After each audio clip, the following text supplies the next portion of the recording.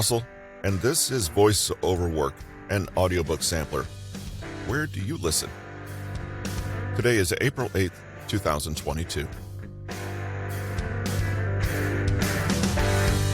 In your conversations and interactions, do you want to make a sharp, smart, and savvy impression every time? Patrick King teaches people how to do that for a living.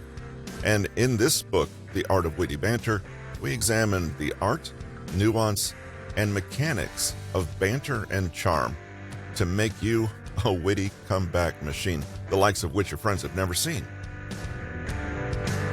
This is a chapter-by-chapter summary of Patrick King's book, The Art of Witty Banter.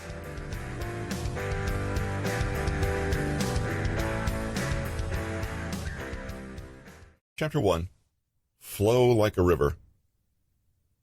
When I was growing up, my favorite television show wasn't one of the conventional cartoons like G.I. Joe or X-Men.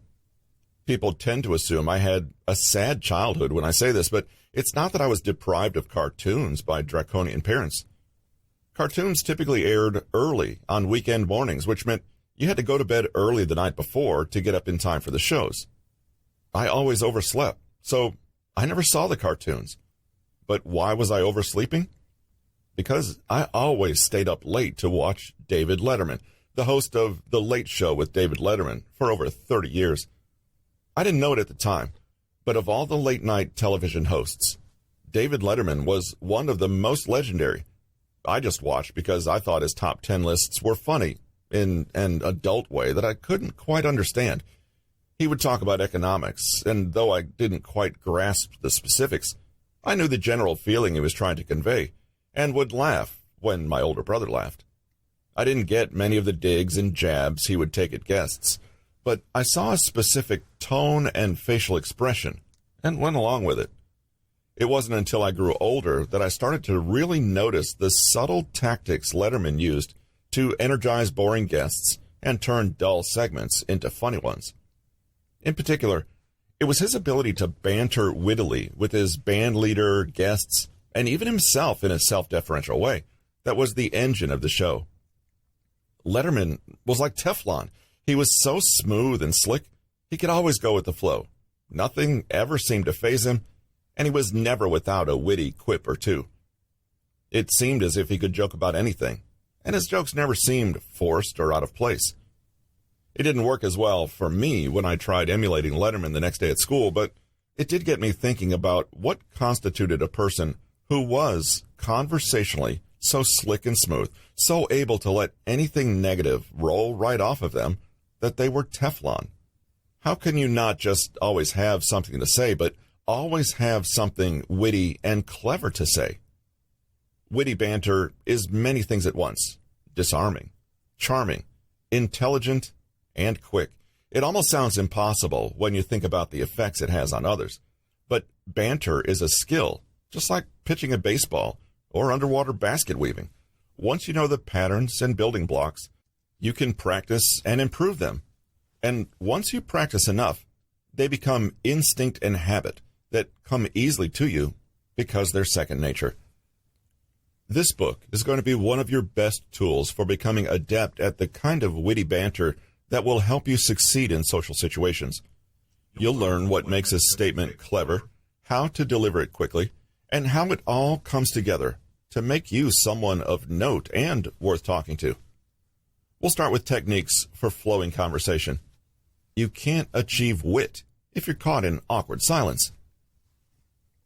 Never speak in absolutes. Don't mind the irony in the section title, using the word never to warn against using the word never, but I stand by it. One of the most common ways to kill any kind of conversational flow, regardless of how interesting the topic might be, is when one of the speaker reduces their questions to absolutes. Absolutes are tough to answer, and sometimes even to contemplate as you're about to read. I was once set upon with absolute questions by a cousin at a family gathering. He was 8 at the time, so it was excusable. But I'll never forget how it felt when someone kept talking to me in absolutes. He asked me, Chapter 2. Conversation is play.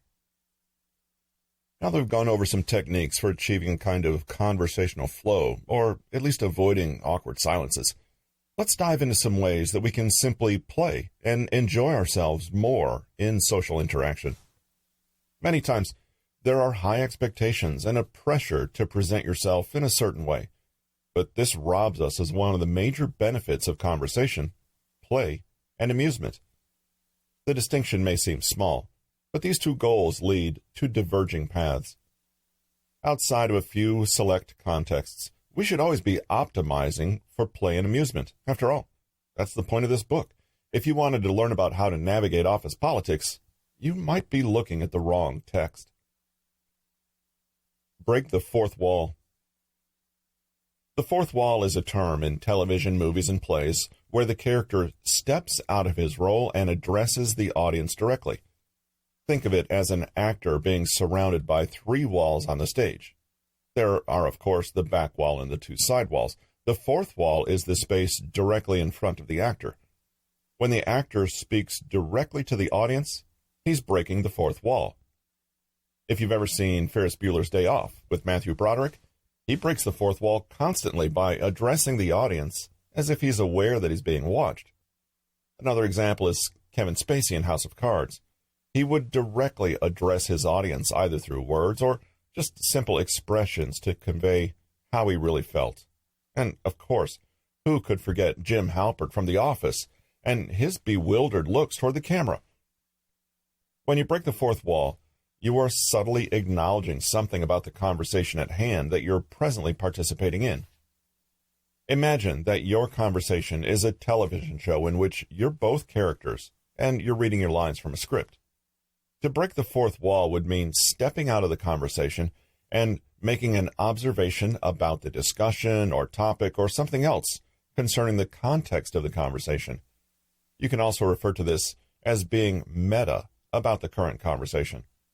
You're breaking the fourth wall of the conversation by commenting on the conversation itself in an observational or analytic way. You're speaking as if you were studying it from the outside. For example, "Wow, this conversation has really taken an odd turn, hasn't it?" Did you just make a reference to the Spice Girls and 90s boy bands? We got so distracted that we were walking in the mud. I apologize in advance for talking too much about coffee. Breaking the fourth wall is a comment on the conversation itself and is observational. It's best delivered with a bit of surprise and curiosity, because the context is that you are so moved, in a good way, that you were compelled to comment. You had to break character and comment where it was due. If you do it right, breaking the fourth wall shows a higher level of self-awareness. It calls attention to something that you noticed about the other person, and, in most cases, it's something the other person did consciously or was proud of. With the above example, it's very likely that someone consciously made a reference to a 90s boy band because they thought it was entertaining. They'd be very glad to know that you also thought so. This tactic also tells the other person that you're paying attention to what's happening at a deeper level of the conversation. Just as with other techniques I've covered in this book, don't overdo it. In many cases, people are in such a rush to try to look smarter than they actually are that they end up using the fourth wall. Chapter 3, A Touch of Witty Banter. What's a sure recipe for a sparkling and enjoyable conversation? Of course, a dash of witty banter. While the previous chapters have trained you in the art of keeping the dialogue flowing like a river and prepped you to approach conversation as play, this chapter will equip you with the tools to spruce up your chats with chuckles, courtesy of well-timed and clever quips. A mindset for banter is a mindset for play and entertainment. Unfortunately, it's probably not what you're used to. Currently, you're probably taking statements and questions from people at face value, not giving it a second thought, and staying in the literal track of a conversation. As a result, things may unintentionally take on the more businesslike feeling of an interview rather than a chat with a close friend. Here's a quick and simple illustration. If I asked someone how the weather was outside, a literal face value answer would be, "It just started to sprinkle. Looks cold." An answer from someone who had a humorous mindset would be significantly different. It's not wet enough to need an umbrella, but say goodbye to your hairdo. The difference is in how literal one would interpret the question to be and how literal the answer given is. Sounds a little bit like the two types of explanations you can give, right? There's a reason that some people seem to have funny quips every minute, while you might feel like you have one good retort every 2 weeks. The difference isn't that they're inherently funnier. It's that they have the right mindset for it. They're prepared for humor, even hunting for it. As you saw in the example above, most of us are stuck in the mode where we are too serious in our conversations. We think that just because they started a certain way, they need to fit a certain mold and follow that template or transcript to completion. We do this because we run on autopilot quite frequently, and we are habituated to allow opportunities to slip away. If someone asks about the weather, yes, they want to know the temperature, but it doesn't stop there. You can answer the question in many ways that don't simply require you to answer it like a test question. We have many expectations about where our conversation should go and how they should flow. But in reality, people don't care about these expectations. What's more, these expectations often lead to conversations about things that neither party cares about. What makes this so awkward is that both parties are just too polite to say anything about the conversation. No one wants to talk about the weather for more than one sentence each. So, how can we create a mindset where we instantly see more humor in our daily lives as a result of taking a different angle? It's playing versus discussing, or amusing versus conversing. There are many ways to look at these two different modes of thought. The default conversation approach most people use is to, of course, discuss and converse. There's nothing wrong with that, and it can certainly lead to interesting revelations. The problem is that it gets old quickly, and it could take on a serious and somber tone if that is your approach to a conversation. It's not the ideal way to build rapport, since it can be a dry discussion of facts and news, which doesn't tell you anything about a person's personality, nor does it allow you to show your own off. People discuss current events with colleagues. People play around with and amuse friends with personal stories. See the difference? The difference in mindset should be to focus on being more playful, not taking people at face value, and not worrying about answering questions literally. Just because someone asked about the weather doesn't mean that you're only allowed to talk about the weather. How can you do that? Chapter 4, Funny on Command. If there's a theme I would hope you've learned thus far from this book, it's that to be funny, you don't always need to actively attempt to be entertaining or tell jokes like a stand-up comedian. If you constantly try to crack jokes, make connections, and set up punchlines, chances are that you're probably going to be more obnoxious than amusing. As we've seen from previous chapters, not all wittiness and humor is like that. Much of what makes remarks funny and witty is the fact that they're unexpected. However, if you're constantly spewing them out, things can become predictable and even annoying because your behavior lends the impression that you're trying too hard. This book is focused on making your personality wittier naturally. Think of someone who happens to have flaming red shoes and whose favorite shirt has cartoon zebras fighting. He's not trying to be funny. He just has a disposition and approach to life that might be more conducive to being naturally humorous. He would describe a pie in terms of deliciousness versus flavor. Vivid imagery. To be funny, you don't have to intentionally try. You can use vivid and outlandish imagery to describe what you see and make analogies. You're reading this book in English, and in the English language, there are words that are superior to others for comic effect. You could say that someone is funny, but you could also say that they made your cheeks ache from laughing. We use lazy, uninspired language on a daily basis, and part of being funnier is to slowly replace those common terms and phrases with more flavorful ones. You could call someone stupid, but you could also call them a buffoon or nincompoop. Objectively rarer and sillier words and less directly insulting than stupid. Other examples of words that are inherently funny, or at least unusual, are Lake Titicaca, a real lake. dingleberry, discombobulate, blubber, poppycock, gobbledygook. Not that you should be using these words specifically, but there's definitely a range of more creative words you can add to your everyday language. The first step here is to realize that we naturally speak in a boring and overly sanitized manner.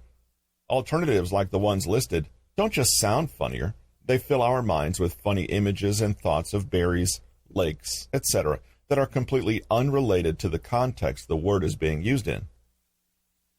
Our vocabulary and daily sense of imagery is sorely lacking, and we need to fix that to become more interesting and funny without visible effort. Remember in your English or SAT classes when you learned new vocabulary words, the ones with 4 or 5 syllables? You'd pepper them into your vocabulary subtly to make yourself sound intelligent and erudite. See, I just did it myself. If you commit to replacing parts of your vocabulary and thinking for a split second more when you describe things, these small changes can make a big difference as to how you're perceived. Someone who dances funny is barely a blip on our screen, but someone who dances like a gorilla cooking an omelet catches our attention immediately. Usage number 1. The first step is to destroy normal adjectives from your vocabulary and replace them with something that you have to think about. Other people often will not have actively thought about your examples, and the result will be unexpected. If you wanted to say that your weekend was good, what might be better or more descriptive ways of doing that? Good, imaginative, splendid, like a big Bloody Mary. Better than using the bathroom. Chapter 5. Captivating Stories. Captivating is a pretty strong word, and as such, it's probably something that we want to strive for in our interactions. When we think of a captivating person, what kind of mental image comes to mind? If you were to choose a picture for a captivating person in a dictionary, what would the person be? What is this person expressing? How are they acting? And what are you watching them do? More often than not, this person is going to look like they're on a stage or pulpit, gesticulating grandly and expressively with an emotion-filled face. And I would also bet that this person is in the middle of weaving an engrossing tale that captivates his or her audience. Indeed, if you think about it, it seems that only with storytelling can we mesmerize and charm others into hanging on to our every word. Okay, that's up for debate, but determining whether or not that is true is not the aim of this chapter. No one can deny that storytelling is an important element of memorable conversations and discussions that you want to have. The question is always how to capture this elusive skill and make it your own.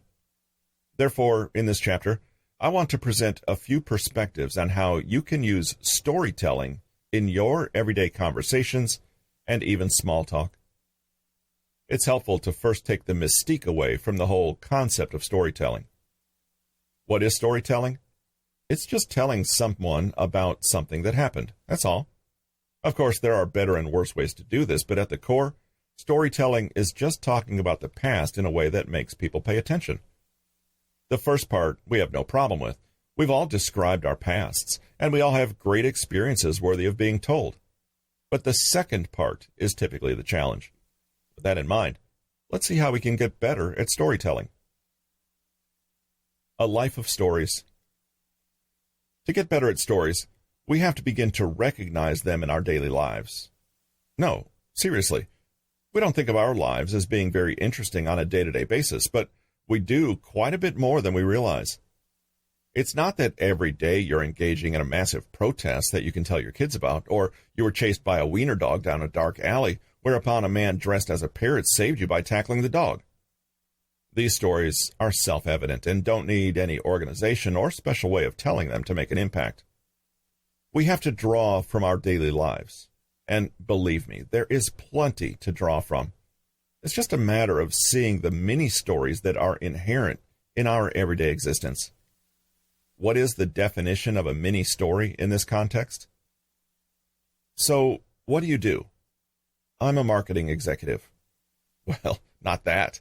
That's going to get a reply of, "Oh, cool. I'm going to the bathroom now. Goodbye." Let's try that again. So, what do? I'm a marketing executive. I deal mostly with clients. Just last week, we had a crazy client that threatened to send his bodyguards to our office. I definitely wish I'd dealt more with the creative side. There we go. This will probably garner a stronger response than wanting to escape to the bathroom, such as, "Oh my God, did he actually send them? Tell me more." That's a mini story. It's answering questions or spontaneously sharing briefly using the elements of a story, an action that occurs to a subject with some sort of conclusion. As you can see above, a brief mini story will create exponentially more conversation and interest than any answer to the question, "What do you do?" All you needed was 3 sentences. Try reading it out loud. It takes less than 10 seconds, and you've jam-packed it with enough.